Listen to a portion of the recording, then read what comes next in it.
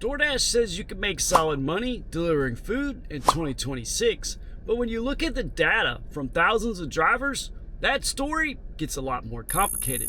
So I'm a full-time gig driver, but I do Uber and Uber Black, and I've done some Uber Eats, but I don't personally do DoorDash, and that's exactly why I'm leaning on Gridwise's numbers here.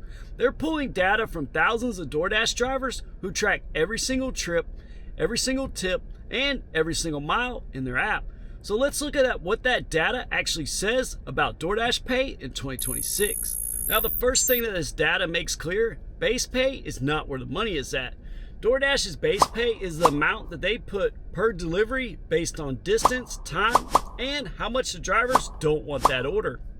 Low desirable orders usually show higher base pay because DoorDash has to sweeten that pot to get somebody to take it. When Gridwise looks across food delivery overall, base pay, it only makes up around 42 to 43% of total pay per trip. The rest, that comes from tips and bonuses. Now, if the average delivery payout is around $9 to $10, roughly $4 of that is base. And the rest, well, that has to come from the customer.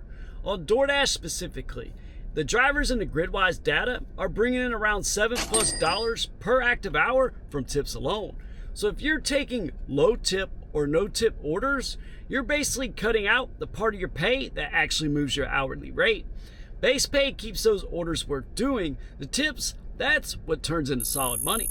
Now let's talk about what DoorDash drivers actually make when their base pay and their tips are combined. Looking at DoorDash drivers connected to the Gridwise app in 2025, here is what those numbers show.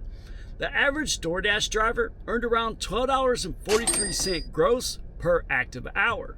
They logged in roughly around 18.8 active hours per week. And then that comes out to around $247 a week in gross earnings with DoorDash. Now again, active hours, they matter.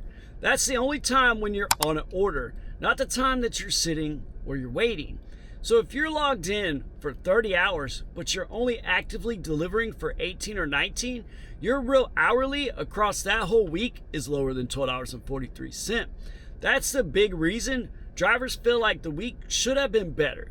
The app is highlighting those active time. Your schedule, well, that includes that quiet time also. Now those gross numbers, they're the starting point, but they're not the full story because the car isn't free. In the Gridwise data, mileage is the single biggest hit to earnings, and it's the part that most drivers undercount.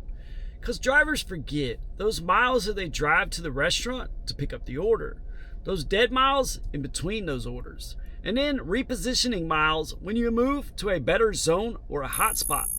Now on top of those miles, you've got gas, you've got oil changes, you've got tires, brakes, and then everything it takes to keep that car on the road.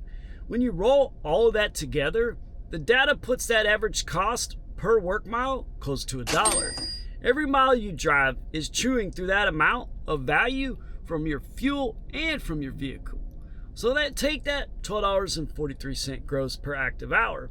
If you're stacking long, low pay orders with a lot of dead miles, your real profit, it drops pretty fast. You can look busy, but you can still feel broke at the end of the week. Now here's where Gridwise data really separates average from the top earners. The top dashers aren't working more, they're making smarter choices. The higher earners, they decline low pay orders. They're not afraid to let bad offers pass. If the payout doesn't hit their target dollars per mile or dollars per hour, they don't take it. They know every week order pulls down their average. And they work high demand windows. They focus on lunch rush, dinner rush, weekends, special events, times when orders stack and tips tend to be better. They're not just leaving the app on all day hoping something good appears.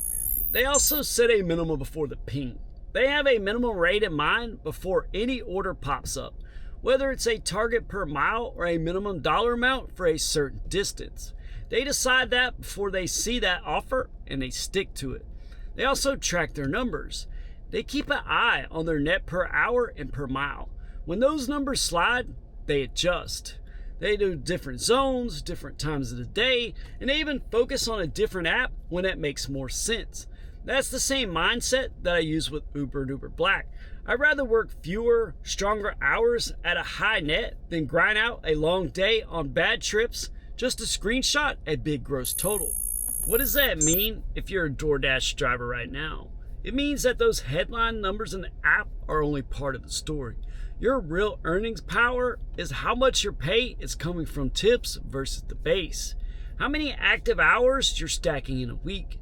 How efficiently you're using those miles. And whether you're willing to refuse orders that don't meet your minimums.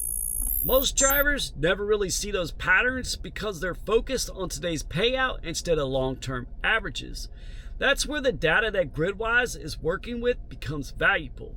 When you connect your accounts and you track every trip and every mile, you can see exactly what your dollars per hour and your dollars per mile look like over weeks and months, not just one lucky shift.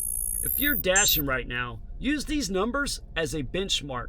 Check where your gross per active hour lands versus that $12.43. Look at how much of your money is coming from tips, and then pay attention to how many miles you're driving to get it. If you treat it like a business and use the data like a report, you can make smarter decisions about what to accept, when to drive, and whether DoorDash is actually worth it in your market.